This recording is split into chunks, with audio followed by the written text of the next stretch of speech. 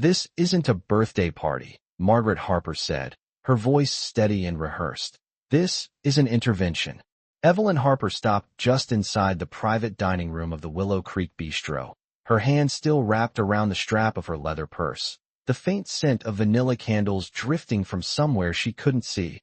She had turned 67 that afternoon, and when her father told her the family had planned something small and meaningful, she imagined a chocolate cake, maybe a few teasing remarks about getting older, perhaps her granddaughter attempting to light too many candles at once. But instead she found 12 metal chairs arranged in a perfect circle under fluorescent lighting that felt too bright for a celebration. And at the center of the circle stood a folding table with a stack of printed papers and a pitcher of water with paper cups. As if someone expected tears, she did not cry. She noticed first the details. Daniel sitting with his elbows on his knees, Claire avoiding eye contact, Laura clasping her hands together like she was bracing for impact. Then she noticed the absence of music, the absence of balloons, the absence of warmth. Thomas Harper cleared his throat and gestured toward the empty chair directly across from Margaret, positioned deliberately so everyone could watch Evelyn's face. For a moment, the only sound in the room was the hum of the air conditioner and the distant clink of silverware from the main dining hall. Evelyn removed her coat carefully, folded it over her arm, and walked to the chair without hurrying. She sat down, crossing her ankles the way she had taught herself to do at board meetings decades earlier, posture straight, expression composed. "We love you," Claire began, her voice trembling just enough to sound sincere. "But we're worried about you." The word worried hovered in the air like a diagnosis. Margaret unfolded the first sheet of paper and began reading from a typed statement about control, about tension at holidays, about how Evelyn's expectations made everyone feel small. Evelyn listened as if they were discussing a neighbor she barely knew. She noticed how her mother's lipstick had smudged slightly at the corner, how Daniel's foot tapped against the carpet, how Laura's eyes flickered toward the exit more than once. She noticed everything except remorse. When Daniel spoke, he used phrases like pattern of behavior and emotional pressure, words that sounded borrowed from a podcast rather than lived experience. When Laura spoke, she described canceled plans and subtle guilt, the kind that lingers after a phone call. Claire, finally, said she had spent years feeling like she had to earn her mother's approval, as if affection were a grade instead of a gift. Evelyn's gaze moved from face to face, not accusatory, not pleading, simply observant. This was not a spontaneous outburst. It was structured, practiced, coordinated. Someone had reserved this room weeks ago. Someone had drafted these statements. Someone had decided that on the evening she turned 67, the most appropriate gift would be a public accounting of her flaws. She folded her hands in her lap and took a slow breath. She did not interrupt. She did not defend. She did not apologize. The pitcher of water remained untouched. The cake she had imagined did not exist. And as the circle tightened around her with carefully chosen words about boundaries and healing, Evelyn realized this was not about concern. It was about alignment. They were aligning against her, politely, methodically, as if removing her from the center of something she had built herself.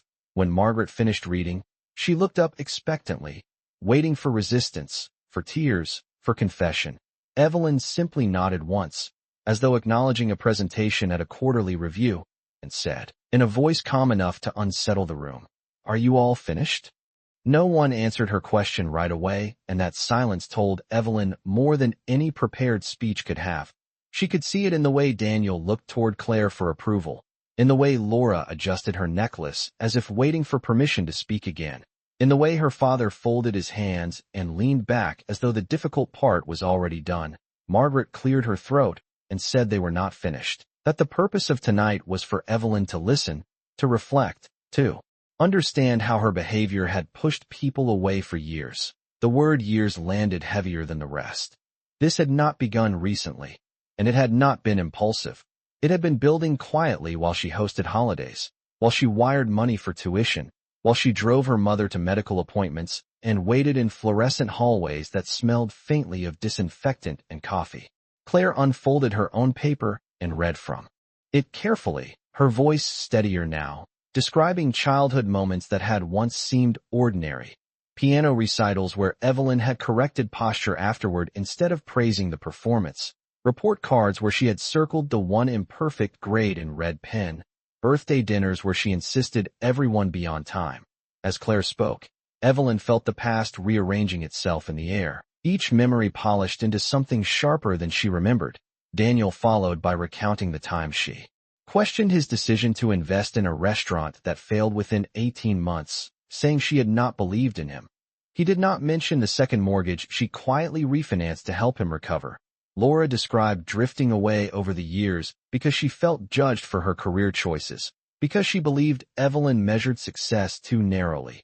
No one raised their voice, no one cried, and that composure made the circle feel more deliberate. This was not chaos, it was choreography. Thomas finally spoke, his tone calm but distant, saying that as they grew older they wanted peace in the family, and that peace required boundaries. The word boundaries echoed like a polite eviction notice. Evelyn noticed how the stack of papers had grown thinner, how each person had rehearsed timing and tone. She realized that someone had called them individually, gathered grievances, aligned stories, decided the sequence. She pictured the group message thread she was not part of, the careful coordination that turned her birthday into a summit. Still she remained seated, hands resting lightly on her knees, breathing evenly. When the last statement was read, Margaret asked her how she felt. It was the first open question of the evening. Evelyn lifted her gaze slowly and met each pair of eyes in turn. She did not defend her intentions, did not list sacrifices, did not rewrite their memories. Instead, she asked a different question, her voice calm enough to shift the air in the room. Whether this gathering was about concern for her well-being or about redefining her place in the family. The silence that followed was longer this time, and in that silence she saw something flicker across Claire's face, not anger, not fear, but calculation. Evelyn understood then that the circle was not only about feelings, it was about structure, about influence, about who would guide decisions going forward. And as the hum of the air conditioner filled the gap once more, she felt something settle inside her, not guilt, not outrage, but clarity. Claire was the first to break eye contact, and in that small movement Evelyn saw confirmation that the evening had been about more than emotional healing. Daniel shifted in his chair and said that no one was trying to redefine her place. They only wanted accountability, a healthier dynamic, less tension at every gathering. Laura added that it did not have to mean distance, it could mean growth. Margaret leaned forward and explained that they had spoken with a family counselor who suggested a structured conversation, that this was recommended, that they were following guidance. The word counselor settled differently in Evelyn's mind. She imagined private appointments, narratives presented without her presence, assessments made from one side of a story. Thomas cleared his throat and said that moving forward they hoped for certain changes, fewer unannounced visits, fewer financial interventions, more independence for everyone involved. Independence, Evelyn thought, was an interesting choice. She had financed Daniel's restaurant recovery, co-signed Claire's first home loan, paid for Laura's emergency legal retainer when her partnership nearly collapsed. Now those actions were being reframed as control. She folded her hands again and asked calmly whether the counselor had also suggested that the person being evaluated be invited into the process before conclusions were drawn. No one answered directly. Daniel said they were trying to avoid confrontation. Claire said they were afraid she would dismiss their concerns. Laura said this was the only way they felt safe expressing themselves. Safe. The word echoed with a quiet accusation. Evelyn inhaled slowly and let the room remain silent long enough to make everyone aware of it. She did not dispute their feelings. She did not remind them of holidays hosted, of hospital waiting rooms shared, of savings accounts quietly drained for their benefit. Instead, she asked a practical question about expectations. What specific outcomes were they hoping for after tonight? Margaret replied that they wanted her to consider therapy, to reduce involvement in financial decisions, to allow Daniel and Claire to manage their own affairs without commentary. Thomas added that there were discussions about long-term planning and that perhaps it was time to simplify certain family structures. Simplify. That word carried weight. Evelyn understood structures. She had built one. She knew what happened when leadership shifted. She studied Claire's expression again and noticed a firmness there that had not existed when she was younger, a confidence that suggested preparation. She noticed Daniel's relief at finally saying what had likely been rehearsed. She noticed Laura's nervous gratitude for having aired grievances. 6 faces, 6 narratives, carefully aligned. Evelyn realized that what they called accountability was also a negotiation of power. If she accepted the premise that she was the problem, then decisions about assets, caregiving, and future planning could proceed without her central influence. The circle of chairs no longer felt like a support group. It felt like a board meeting where her vote was being diluted. And as Margaret waited for a tearful acknowledgement or a promise to change, Evelyn instead straightened slightly in her seat and said that she appreciated their honesty. But before she agreed to any recommendations, she would need time to review everything that had been said, not emotionally, but strategically. Margaret's eyebrows drew together slightly at the word strategically, as if she had expected emotion instead of analysis. And for a moment the circle felt less certain. Daniel opened his mouth to respond, but Thomas placed a gentle hand on his arm, a silent reminder that this had been designed as a controlled exchange, not a debate. Evelyn rose slowly from her chair, smoothing the front of her navy blazer, not in defiance, but in completion, as though the meeting had reached its scheduled end. She thanked them for their candor and said she would consider their suggestions carefully, that growth required reflection on all sides. Her tone was even, almost courteous, and that composure unsettled the room more than anger would have. Claire looked momentarily confused, perhaps expecting resistance, perhaps rehearsing a conciliatory phrase that no longer fit. Laura glanced toward the stack of printed statements, suddenly aware that the script had not anticipated this kind of response. Evelyn gathered her coat and purse without haste and walked toward the door, the carpet soft under her heels, the air cooler near the hallway. As she stepped into the restaurant's main corridor, the distant murmur of other diners returned, laughter rising from a table near the bar, a server carrying a tray of desserts with sparklers that glittered briefly before fading. She paused for a second beside the hostess stand, absorbing the contrast between ordinary celebration and the private tribunal. She had just exited. Outside, the Colorado evening was crisp, the temperature hovering near 60 degrees, and the sky had shifted into a deep indigo. She inhaled the cool air and felt the weight of the past 2 hours settle into clarity rather than confusion. This had not been spontaneous. It had been coordinated. She replayed specific phrases in her mind, the references to long-term planning, to simplified structures, to reduced financial involvement. She thought about the trust accounts she had established when Daniel's business collapsed, the educational fund she continued to manage for Claire's daughter, the shared property deed that still bore her name. She recognized the pattern now, not as hostility but as repositioning.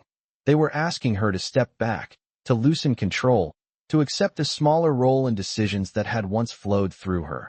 She reached her car and sat behind the wheel without starting the engine, hands resting lightly on the steering wheel. She did not feel betrayed in the dramatic sense. She felt evaluated, and evaluation, she knew, often preceded restructuring. Her phone vibrated with a message from Claire that read simply, "We hope you understand." Evelyn studied the words for a moment, then set the phone face down on the passenger seat. Understanding was not the same as agreement.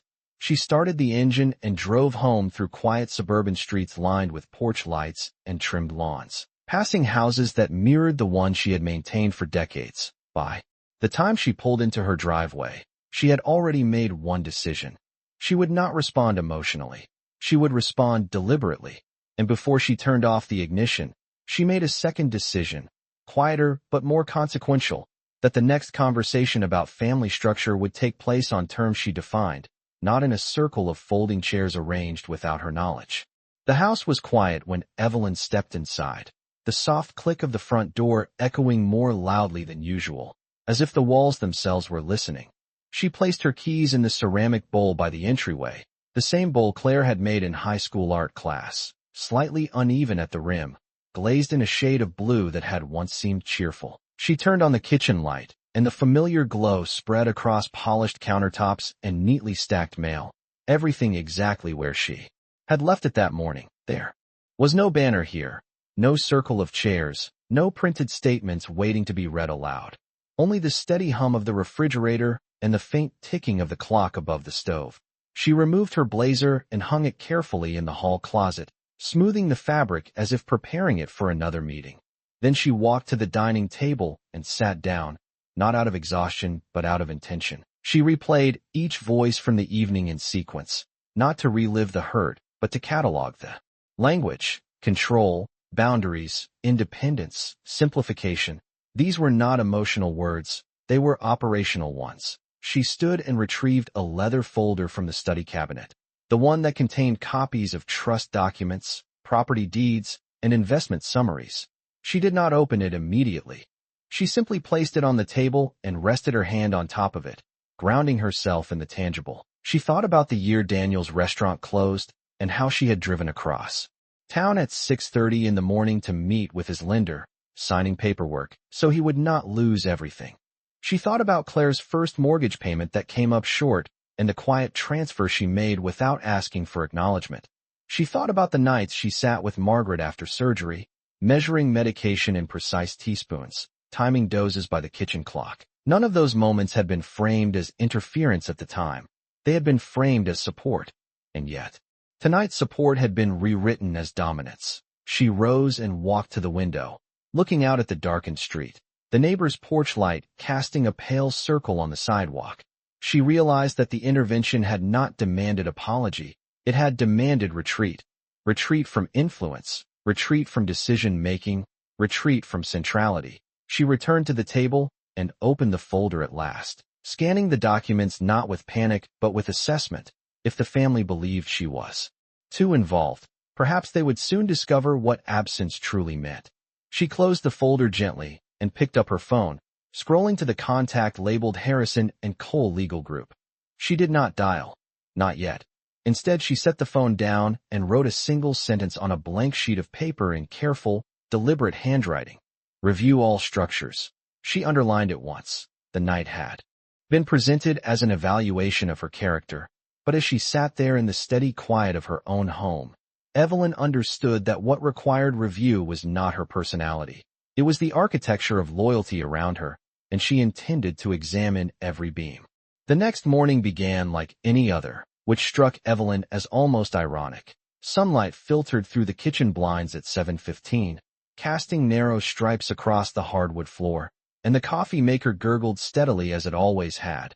She poured herself a mug and stood at the counter, not rushing, not replaying the circle of chairs in her mind, but organizing her thoughts with the same discipline she once used to manage quarterly reports. The legal folder remained on the dining table, where she had left it, closed but present, a quiet reminder that the architecture of the family did not rest on emotion alone. She carried her coffee to the study and sat at her desk, opening her laptop and reviewing account summaries one by one, not because she distrusted anyone entirely, but because clarity required detail. The trust established for Daniel still listed her as primary trustee, with discretionary authority over disbursements. The educational fund for Claire's daughter remained, structured to release in phases, contingent on specific milestones. The shared property agreement with her parents contained clauses she had drafted herself to ensure long-term stability. Each document reflected years of careful planning, not impulsive generosity. Her phone vibrated again with a message from Daniel asking if they could talk later that week, adding that the intervention had come from a place of love. Evelyn read the message without immediate response. Love, she thought, was often invoked when leverage was shifting. She stood and walked to the bookshelf, selecting a small leather notebook where she had recorded major financial decisions over the past decade. Page after page documented loans forgiven, investments redirected, obligations assumed quietly so others would not feel exposed. None of those entries carried resentment. They carried responsibility, but responsibility, she now understood, had been interpreted as dominance. She returned to her desk and opened a new document on her computer titled Family Review. She typed methodically, listing assets, beneficiaries, trustees, contingencies. She was not erasing anyone, not yet. She was evaluating alignment. If the family believed she should reduce involvement, then structures could indeed be simplified, though perhaps not in the direction they anticipated. At 9:30, she finally tapped the contact for Harrison and Cole Legal Group and scheduled a consultation for the following afternoon. She described it as a routine review of estate planning, nothing urgent. When she hung up, she felt neither vindictive nor wounded. She felt prepared. By late morning, Margaret called, her voice softer than the night before, asking how she was feeling. Evelyn replied that she was considering everything carefully and that reflection required time. She did not argue. She did not apologize. After the call ended, she walked through her house slowly, pausing in each room, observing photographs on the walls, the framed graduation picture of Daniel, the wedding portrait of Claire, the candid snapshot of Laura laughing at a backyard barbecue. These images represented seasons when she stood at the center without question. The intervention had suggested that center was now contested. Evelyn stood in the hallway and realized that what unsettled her family most was not her criticism. It was her capacity. She had always been capable of managing crises, of absorbing risk, of stabilizing others. And if that capacity were withdrawn, the balance would change. She returned to the dining table, opened the leather folder again, and began marking sections with small adhesive tabs. This was no longer about defending her character. It was about redefining her participation. And as the morning light shifted across the table, she understood with quiet certainty that 6 relationships were not ending because of anger. They were approaching a threshold where dependency and authority would have to be renegotiated, and she intended to lead that negotiation on her own terms. The consultation at Harrison & Cole Legal Group took place the following afternoon in a conference room with glass walls and a polished oak table that reflected the late summer light. Evelyn arrived 10 minutes early, carrying her leather folder and the small notebook she had reviewed the night before. She greeted Mr. Harrison with the same calm professionalism she had used in corporate settings years ago. And when he asked what prompted the review, she explained that she wanted to reassess the distribution structures she had put in place for her family, ensuring they reflected current dynamics. She did not describe the circle of chairs, the printed statements, or the language of boundaries. She summarized instead that circumstances had shifted. Mr. Harrison nodded and began outlining options: modifications to trustee designations, phased reductions of discretionary access, revised beneficiary conditions that emphasized financial literacy and independent management. As he spoke, Evelyn listened without visible emotion, asking precise questions about timing, notice requirements, and the legal implications of restructuring shared property agreements. She was not acting impulsively. She was recalibrating. By the time the meeting concluded, she had authorized preliminary drafts that would transfer trustee responsibilities for Daniel's trust to an external fiduciary and convert Claire's educational fund into a direct disbursement model contingent on documented enrollment milestones. She also initiated a review of the co-owned property agreement with her parents, exploring a buyout clause that would remove her from automatic liability. When she stepped back into the Denver afternoon, the air was warm, nearly 75 degrees, and traffic moved steadily along the boulevard. Her phone buzzed with another message, this time from Laura, suggesting they meet for coffee to talk through feelings. Evelyn typed a brief reply that she was focusing on administrative matters and would reconnect when appropriate. She did not elaborate. That evening Daniel called, his tone strained, saying he hoped the intervention had not damaged their relationship. Evelyn answered evenly that relationships were strongest when expectations were clear and responsibilities balanced. She did not mention the fiduciary appointment. She did not discuss the draft amendments. She simply stated that she would be stepping back from certain financial roles to honor the independence they had requested. There was a pause on the other end of the line, longer than any silence from the circle of chairs. Daniel asked what stepping back meant. Evelyn replied that independence required full ownership of outcomes, both gains and losses. She wished him well in managing his affairs. After the call ended, she placed her phone on the kitchen counter and stood quietly, noticing how different the house felt when decisions were no longer centered on her intervention in others' crises.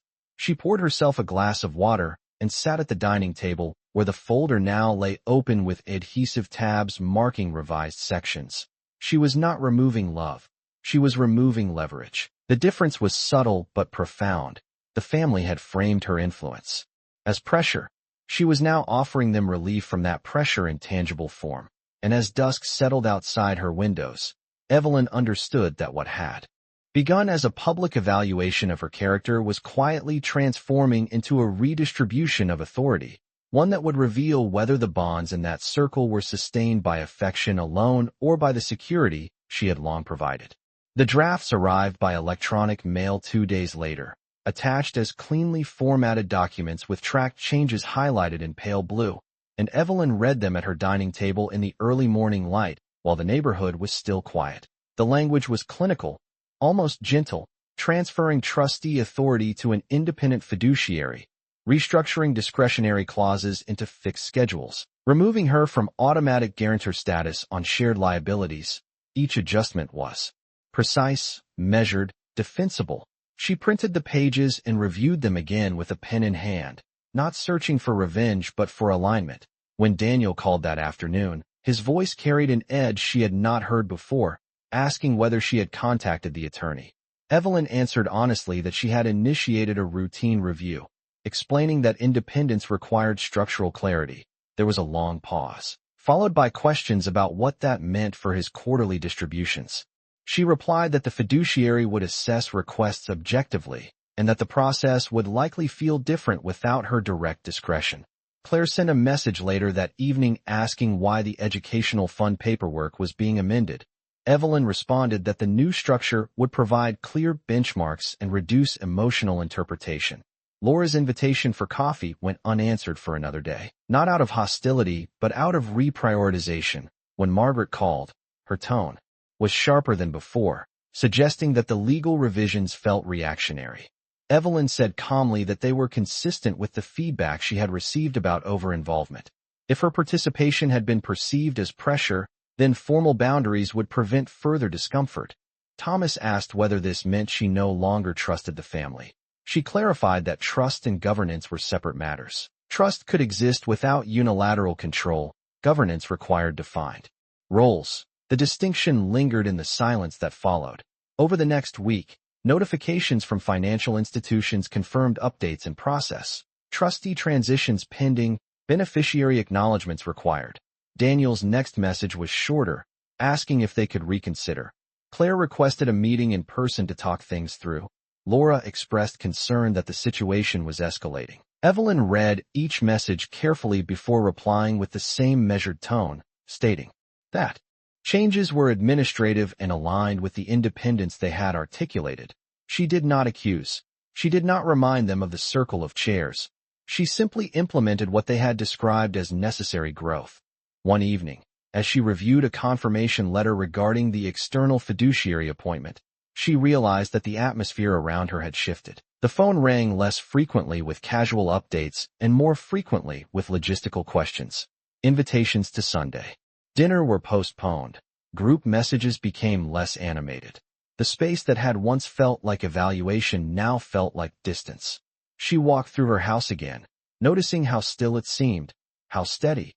She had not raised her voice, had not defended herself in that fluorescent room. Yet the rebalancing had begun, and as the sun set beyond the rooftops and cast long shadows across her living room floor, Evelyn understood that boundaries, once formalized, revealed more about relationships than any intervention ever could. By the end of the month, the administrative changes were no longer theoretical. Letters were mailed, confirmations were acknowledged, and the external fiduciary introduced himself to Daniel in a formal electronic message outlining procedures and documentation requirements. The tone was neutral, professional, and entirely impersonal. Daniel called that evening, his frustration now less controlled, saying the new process felt cold and unnecessary. Evelyn listened without interrupting and replied that independence often felt different from assistance, especially when habits had formed around informal support. He asked whether she was punishing them for the gathering. She answered that she was honoring their request for boundaries. Claire attempted a different approach, inviting her mother to lunch at a cafe near the park, suggesting they could rebuild trust if the legal changes were reconsidered. Evelyn met her there on a mild afternoon, the temperature hovering near 70 degrees, and listened as Claire described feeling blindsided by the speed of the revisions. Evelyn stirred her iced tea slowly and explained that speed was relative. The drafts had reflected years of accumulated responsibility. She asked gently whether Claire's sense of comfort had depended on her mother's discretionary control. Claire did not answer directly. Laura sent a final message expressing sadness that things had escalated so far over what she called a conversation meant for healing. Evelyn responded once, wishing her clarity and space. After that, communication thinned. Sunday dinners were no longer scheduled automatically. Group messages about holidays included her, but lacked the previous assumption that she would coordinate or finance them. Margaret's calls grew shorter, Thomas's tone more reserved. The circle that once evaluated her influence now experienced its absence. And in that absence, 6 relationships shifted from familiarity to formality, not severed by argument, not destroyed by accusation, but redefined by structure. Evelyn noticed the change most in the quiet of her evenings. There were fewer urgent requests, fewer late-night financial questions, fewer subtle expectations that she would stabilize every uncertainty. She walked through her home one evening and paused before the framed photographs in the hallway, studying them without nostalgia. She did not feel victorious. She felt balanced. The intervention had aimed to reposition her, to narrow her role under the language of concern. Instead, it revealed the extent to which her presence had underwritten their security, now that underwriting had been converted into policy rather than discretion. Weeks later, when Daniel called to say he had secured independent financing for a new venture without her involvement, his voice carried a different tone, less defensive, more measured. Evelyn congratulated him sincerely. She had not withdrawn affection, only access. And as autumn approached and the leaves in her neighborhood began to turn a muted gold, she understood that what ended that night was not love but assumption. 6 relationships had crossed from dependency into autonomy, and the cost of that autonomy was the quiet realization that influence, once questioned publicly, could be reclaimed privately. Evelyn closed the folder in her study for the final time and placed it back in the cabinet, not as a weapon, not as a trophy, but as a reminder that dignity did not require a raised voice. It required alignment between words and structure. And she had aligned both.